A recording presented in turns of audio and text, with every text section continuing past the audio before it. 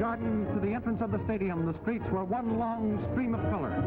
Green flagpoles bearing a scarlet banner with a swastika in the center were spaced every 50 feet. And at the entrance were the massed flags of 52 nations participating in the games. Through these flag-bedecked streets, the giant Hindenburg points the way to the arena. A runner with a flaming torch, which was lighted in Athens, birthplace of the Olympic Games, arrives at the Lustgarten to be saluted. From the archway of the Marathon Gate enters the athletes of 52 nations, led by the Greeks, as is their right for having originated the Games. A champion of the '96 Olympiad walks in the costume of ancient Greece. The others follow in alphabetical order, with the French receiving the biggest applause. Great Britain receives a great ovation as they pass the dais. The Italians also received a rousing reception as they passed in review. Then came the boys and girls of the USA, 400 strong, second only to Germany in numbers. They received a cordial, if not overwhelming, welcome when their massive columns appeared. But just as their head arrived at the dais, the German contingent came into sight at the Marathon Gate. Immediately, the band stopped the march it was playing and broke into Deutschland über alles. The audience, rising promptly, froze into silent attention, so that the Americans marched not to applause, but to the German national anthem.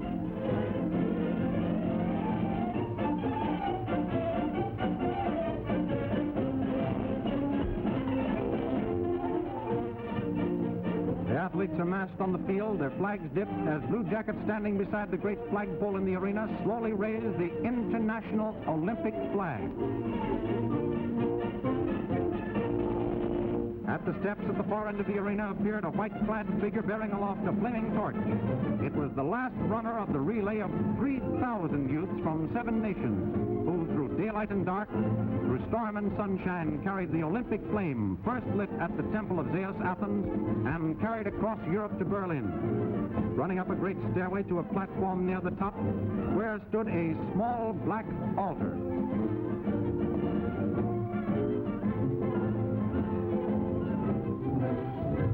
Touching the flame to the top, a mighty flame sprang forth and officially opening the 1936 Olympics.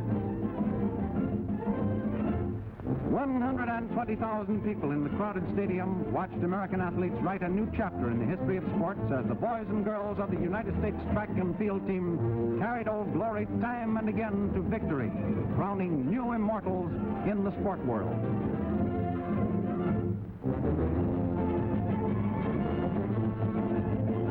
Then America took her first gold medal when Cornelius Johnson from California won the high jump, shattering the Olympic record. Jesse Owens, the Buckeye Bullet, stepped into his destined role as he streaked down the red cinder path in the 100-meter dash to win in the phenomenal time of 10 2/5 seconds, breaking all existing world records.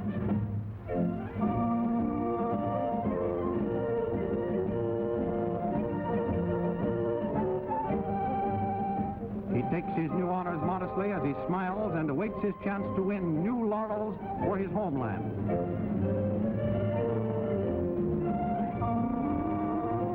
And he repeats in the 200-meter, this fastest human being in the world, when he flashes down the track for a new world record and his third Olympic crown. Here is a slow-motion camera study of the discus throw. The final was won by Kenneth Carpenter of Compton, California.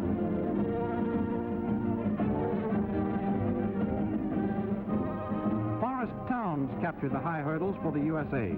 He started slow, trailing the others, but when that Georgia timber topper started to run, he seemed to float through space, barely skimming the sticks.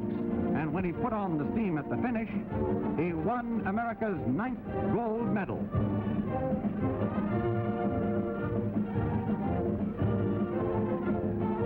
The pole vault was a toss-up between America and Japan, with Earl Meadows' USA finally winning. 2 Japanese were tied for second place. Gloom descended on Germany when a member of the German women's 400-meter relay race, pride of the fatherland, dropped the baton. The jubilant crowd, sure of another gold medal, saw victory turned into tragedy and defeat. The girls proved they were genuine women by bursting into tears on the field. Helen Stevens was the key member of the winning American team.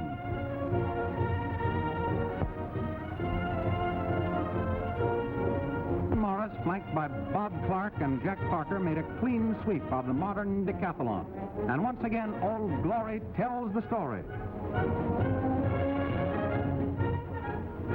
America's 400-meter relay team with Owens, Metcalf, Draper, and Wyckoff lowered the world's record to 39 and 8 seconds, the fastest quartet of all time in a thrilling climax to the USA's track and field supremacy.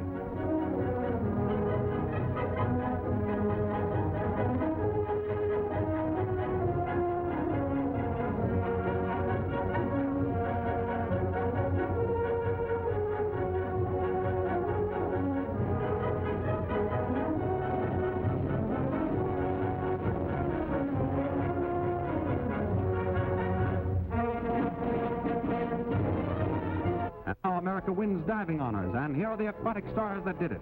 That was Dick Degner of the University of Michigan, who was first. Marshall Wayne of Miami, second. And Al Green of Chicago, third. It was 1, 2, 3 for America. And for the fourth time, America shut out the rest of the world. This time it was the women divers who followed the lead of the men and achieved a triple victory. Marjorie Gestring, a blonde, small, and very much tanned 13-year-old schoolgirl from sunny California, took the gold medal. The silver medal went to Catherine Rawls, national champion. And the bronze medal to Mrs. Dorothy Poynton Hill, also of California. And here is the form that won for Uncle Sam.